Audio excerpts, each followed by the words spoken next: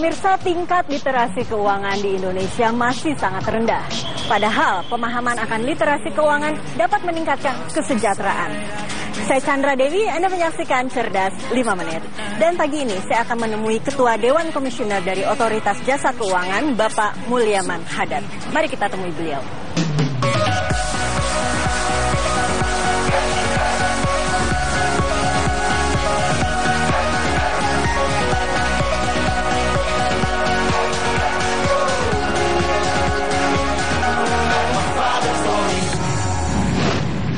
Pemirsa, saat ini saya telah bersama Bapak Mulyaman Hadad di kantor Otoritas Jasa Keuangan. Selamat pagi Pak Mulyaman. Selamat pagi. Terima kasih banyak ini atas waktunya ya Pak ya. Oke, langsung saja ini berbicara mengenai literasi keuangan di masyarakat Indonesia yang dikatakan masih rendah ini Pak. Apakah memang benar demikian adanya? Benar, apalagi dibandingkan dengan negara di sekitar kita, negara-negara tetangga kita. Rasanya tantangan kita masih besar. Karena tingkat literasi ini akan sangat menentukan penetrasi industri jasa keuangan nantinya di Indonesia. Iya. Oleh karena itu tentu saja memperbaiki tingkat literasi ini menjadi bagian penting dan dijadikan oleh OJK sebagai salah satu prioritas pokok.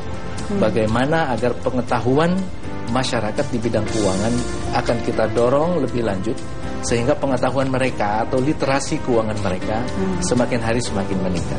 Oke, tadi kan saya sempat membaca Pak Mulyaman, dari hasil survei hanya 21% masyarakat Indonesia yang ternyata baru memahami literasi keuangan ya.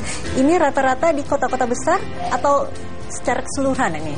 Rata-rata di kota besar. Saya menduga angka itu sangat konservatif sebetulnya.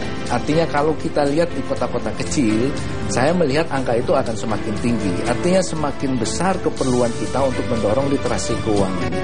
Di kota-kota kecil ini menjadi begitu penting karena pengetahuan keuangan menjadi salah satu faktor yang sangat menentukan terbukanya akses keuangan kepada masyarakat. Oke, sebetulnya jika masyarakat telah memahami literasi keuangan, apakah kemudian dia secara otomatis bisa memiliki akses keuangan dan kemudian tentunya dapat meningkatkan kesejahteraan mereka? Memang bukan satu-satunya, tetapi berdasarkan penelitian kita, pengetahuan menjadi sangat penting untuk membuka akses itu. Nah, di beberapa negara di Afrika dan juga di beberapa negara di Asia dan Amerika Latin, banyak kegiatan pemerintah ditujukan untuk membuka penetrasi ini melalui berbagai macam kegiatan edukasi dan peningkatan literasi keuangan. Karena penetrasi yang baik sangat memungkinkan untuk meningkatkan kesejahteraan masyarakat. Kedekatan masyarakat terhadap layanan keuangan akan sangat memungkinkan meningkatkan kesejahteraannya dan juga sekaligus mengentaskan kemiskinan.